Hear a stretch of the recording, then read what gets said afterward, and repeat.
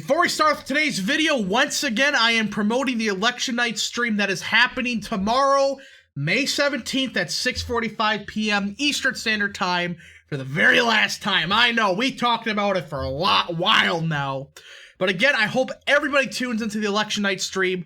Of course, just like last time, the very first link in the description down below will be a link to the live stream. Click it, you'll be sent to the live stream. Of course, I hope everybody shares, get as many people to watch the stream as possible. Of course, click that reminder button so the second the live stream starts, you will be notified. Alright, folks. Alright, no more promotions, no intros. Let's just get right into it. Let's just get right into this video because this is a huge race. There's three main races I want to talk about today that, quite frankly, they're pretty huge. They're going to really show how powerful a certain person's endorsement truly is and see who is right about election stuff. Now, before we get into this video, I hope you enjoy these type of videos. If you do, smash that like button down below. Subscribe, share with your friends, hit that little bell, and yes, of course, go follow that mysterious Twitter account in the description down below. And, yeah. So, I know the Democrats have their primaries, and the lieutenant governor's race is kind of competitive, but it's like, we all know who the nominees are for the Senate and the governorship. For the governorship, it's obviously going to be Shapiro. And for the Senate race, it's quite obvious, It's going to be Fetterman, even though he's in the hospital right now. I still think he's going to win. So we've really got three races to discuss today. The the lieutenant governor's race, the governor's race, and the Senate race, all on the Republican side. So let's get right into it. So the lieutenant governor's race, I don't want to spend too much time on. I'm just going to say this. My personal choice for this race is Teddy Daniels. He is, in my opinion, the best overall candidate in this race, and on the issues is good. Now, he has some bad skeletons in his closet. All these candidates do, of course they do. But I think those are overblown, and I think he's going to win quite easily, because he has the endorsement of a certain candidate that, in my opinion, has the second, most important endorsement in the state of Pennsylvania, all right? This guy, in my opinion, has so much carry to his name now that if he endorses somebody, you have a good chance of winning. But either way, I do think Teddy Daniels will win this race. Hopefully, Jeff Coleman does. I mean, he's getting endorsed by Pat Toomey. Like, I know the Tombster account on Twitter is great. Go follow him, by the way. But Pat Toomey is a shit senator. So, yeah. I hope that Coleman loses. I hope Teddy Daniels wins. Though I question why Daniels entered the lieutenant governor's race, he should have just stayed in the congressional race. Like, I don't know why you left, but it's like, okay, sure. But either way, folks, that's that out of the way, and we gotta talk about who I was talking about earlier. In my opinion, the second most important endorsement again in Pennsylvania now is Doug Mastriano. And surprise, surprise, he's in first place in the governor's race. Now, Mastriano is a unique character, alright? He has some questionable skeletons in his closet, like he posted a meme about Q like 5 years ago. That's the sort of stuff we're talking about. Now, I'm not hating him for that. I just think, in my personal opinion, Mastriano is just kind of overrated. I mean, he voted for the same bill that, later on he, critiqued for, causing the Blumph to lose. It's like, dude, why? And I know he tried to explain it, but it's like, come on. That's kind of horseshit what you did. But either way, Mastriano did get, of course, the biggest endorsement of them all, Donald Trump. And he is the clear frontrunner in this race. There's still a bit of undecideds left. Potentially one of the other candidates maybe drops out and endorse my guy Lou. Look, guys, this is the painful part. I wanted Barletta to win so badly. I wanted to have Governor Barletta. We're probably never going to get him as an executive ever. I mean, this was a sad thing. I thought we were going to get him as a governor of the great state of Pennsylvania, but he isn't. If he got the Trump endorsement, yes. But as of now, it just sucks, because Barletta was one of the first people that supported Trump as a congressman. He stuck his neck out for Trump. And I just wish Trump gave him the edge, gave him the nod, go ahead, you deserve this. I wish he did. I know this is politics, but it's like, it very much sucks. It sucks so much for Barletta. And again, Mastriano's not terrible. The people saying that he can't win a general, look, these same people would have said DeSantis cannot win a general election because he's too Trumpian. It's like, yeah, you people are nuts. But either way, Mastriano, in my opinion, is a clear frontrunner. And before we get to my prediction, I gotta bring up the whiteboard again. We all know, everybody loves the whiteboard. Hold on. Here we go, folks. This is it. The whiteboard that everybody enjoys. I don't know why. But essentially, this is a good way to, graphically show you guys where each candidate, has strength. So I know this race seems kind of obvious, but in my opinion, the only way I think Barletta could get really close is this.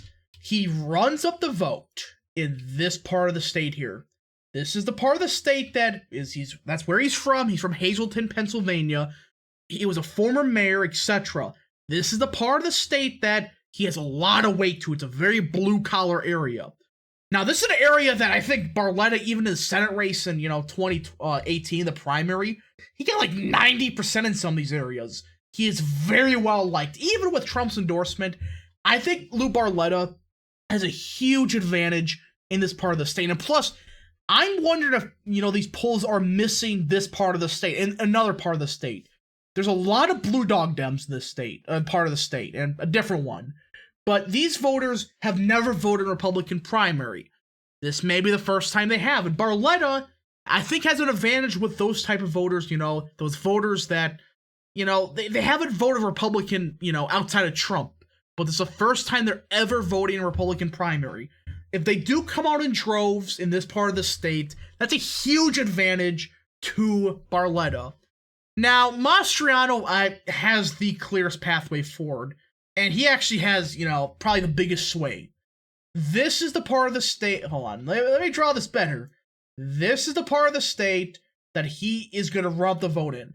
If he wins by a lot, or, wins, I think he's going to win, obviously, this is the part of the state that will, be the reason why. He's from central Pennsylvania, and again, with Pennsylvania elections, geography is everything. I swear to God, these voters, it could be Hitler on the ballot. If Hitler was from Center County, that county would vote like 80% for him. That's not a joke. Look up some of these swings you see in these elections, like, oh wait, this county voted 90% Democrat, swings 50% Republican just because the candidate is from that county. Geography is huge. And Mastriano has the biggest advantage here. And this is huge. This is a very Trumpian part of the state, right? A lot of rural Republicans. And the fact that he's from there and got Trump's endorsement, that's like a mega turnout boost. That's huge. So that's why I think he's going to be able to run up the vote in. Now, the third candidate that, is okay, but I think he's been a dork right now, is Dave White. He is, his advantage is this, the Pittsburgh area. Hold on. The Pittsburgh area / Western Pennsylvania. This is the part of the state which he has the strongest advantage from. He's from the area, known from the area, and quite frankly, this is a weird part of the state. Now, you know me with geography with Pennsylvania, I just said it. If you're from that part of the state, they're voting for you. But at the same time, this is the same part of the state that, quite frankly, that, Trump has probably the most sway when it comes to endorsements. Look at some of the numbers he got in the primaries in 2016 in. There's so many Trump Democrats in this part of the state that never voted Republican, but they're going to vote Republican in the Republican primary for the first time ever. This is a part of the state that, those voters would benefit Mastriano probably. But at the same time, it conflicts with, Dave White's from the area. He's probably going to have a huge advantage here. It's a very, very strange set of circumstances. And these are the three areas to watch out again. If Barletta wins, it would be because he gets ridiculous turnout in that part of the state. But also, somehow a lot of these other candidates are like, fuck this. Their voters go towards Barletta. That's the only way he can win. And again, geography plays a huge part in if, Dave White screws over Mastriano in the western part of the state. But that's how Barletta could seriously win. If that happens, the vote splits. Luke keeps a huge chunk of his base there. He could seriously win. He could pull it off with that strategy. But it isn't likely. All right, it's time for the prediction. This is a very bold prediction of mine. Let me just get it. This, folks, is my current prediction for the Pennsylvania gubernatorial race. I project Doug Mastriano, as of now, will get around 39% of the vote. Barletta takes second with 23.5%. I think White is just barely under 15%. McSwain, who gives a shit about you, you're 14%. The others, around 9%. This is what I think is going to happen, all right? My current prediction, it's a bold one, all right? I have Mastriano winning by 16. I could be wrong here. This is a situation where I could seriously, I admit I could potentially be off by a lot. But with what I've seen in the polling data, what I've seen with Trump's endorsements, this seems reasonable. Now, again, it could be way off. Dave White is the wild card. If he seriously gets like 10, 11% of that, Mastriano vote that's in Western Pennsylvania to vote for him, well, that may turn into a shit show. We just don't know yet. But I am confident enough to make this my prediction. Now, folks, it is time for what could quite possibly be the biggest shit show race you've ever seen. Let me get it. There we go. This race here, the Pennsylvania gubernatorial race. Dear God, I am so glad this race is finally dead or dying. This may have been the worst Senate race I have ever witnessed. Look, everybody knows I support Oz. All right, that's quite obvious, I think. But even then, this was just a total shit show. I don't know what to say about it. Outside of it was a total dumpster fire. You had the Blexican and Kathy Barnett surging randomly. You have McCormick, who's a globalist. You have Mehmet Oz, who's a Turk, who some of the things he did say or do, a bit overrated, but still, it's like he has some questionable things. Again, I'm not saying he's a Turk, that means he's bad. I'm just saying he's a, Turkish citizenship. That's that kind of stuff. And then Carl Stans, who gives a shit about you. So yeah, that's essentially the Pennsylvania race in a nutshell. Now, look, Kathy Barnett is capped out right now. You scroll down to the polls, and there's multiple polls that show it. Barnett appears to be capped out around 24%. And I know Susquehanna has, Barnett at 27%. But based on the other polls I've seen, some of the other data points I've seen, it appears she is capped at 24%. Look, this is a weird situation. People are saying she is winning over the Trump vote. I looked inside a lot of these crosstabs. What's happening is Barnett is doing best with the Marco Rubio voter. I know that sounds crazy. Barnett doing better with Rubio/Kasich voters? Look, go inside the Emerson crosstabs. Her best group is those with an advanced college degree. Her worst group, those without a college degree. That's her worst groups. That is the exact type of voter that was a Kasich/Rubio voter. Well, Oz, he's actually doing good, if not great, with the working class vote. That's the Trump vote. It's a weird situation, but Oz is actually, picking up steam right now. And I know people are going to say, oh, but you see here, Oz can't win. The Republican electorate doesn't like him. Look, what's happening in the polls right now is a slow but steady growth for Oz. And it isn't these Rubio/Kasich types that may not even vote. It's a Trumpian vote that is voting.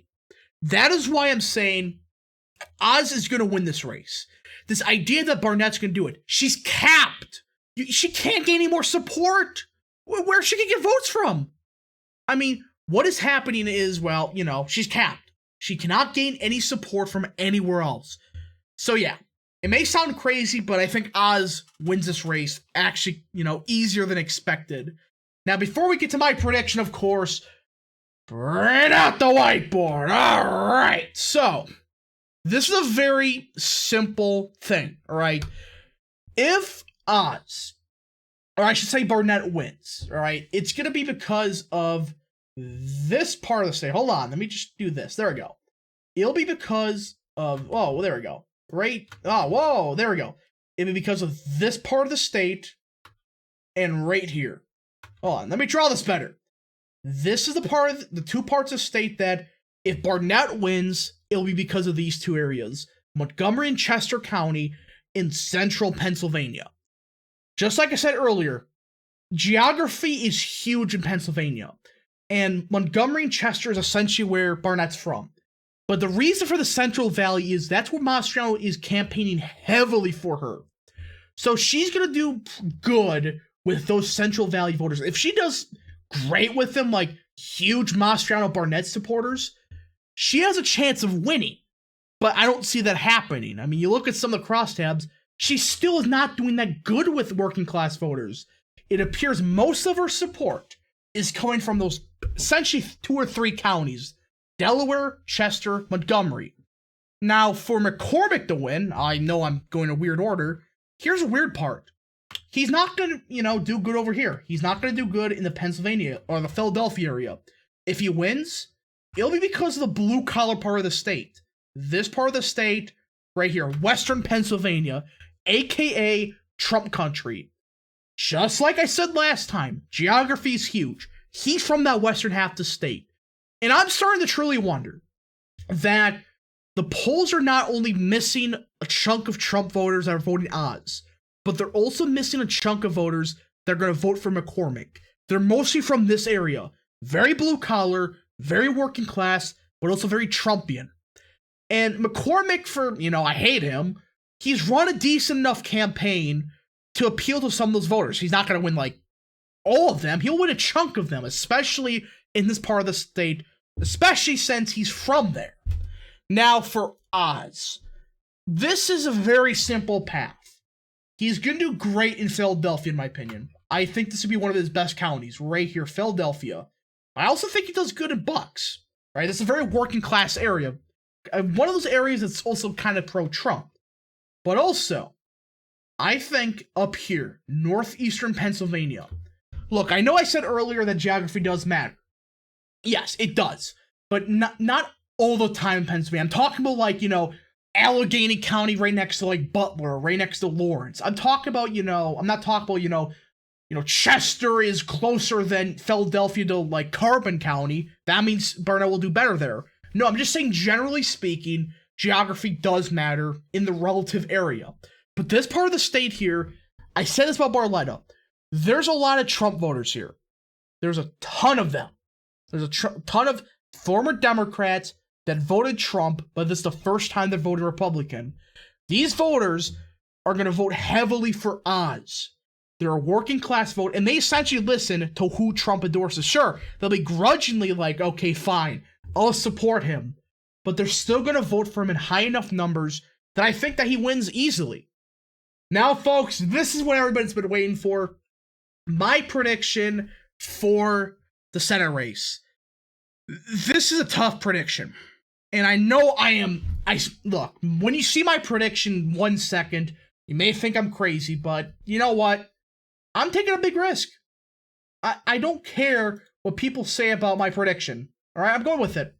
Right here. I think Mehmet Oz gets around 31.5% of the vote. But I think McCormick takes second.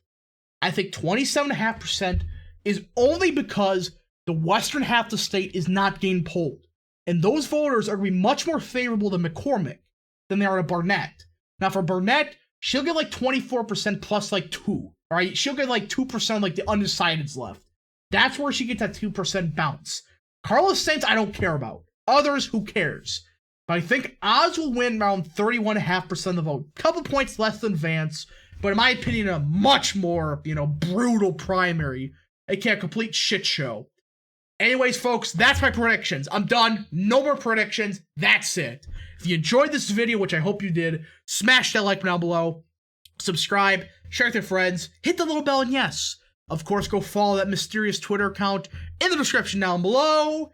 And yeah, folks, reminder, tomorrow at 6:45 p.m. Eastern Standard Time, the election night stream will commence.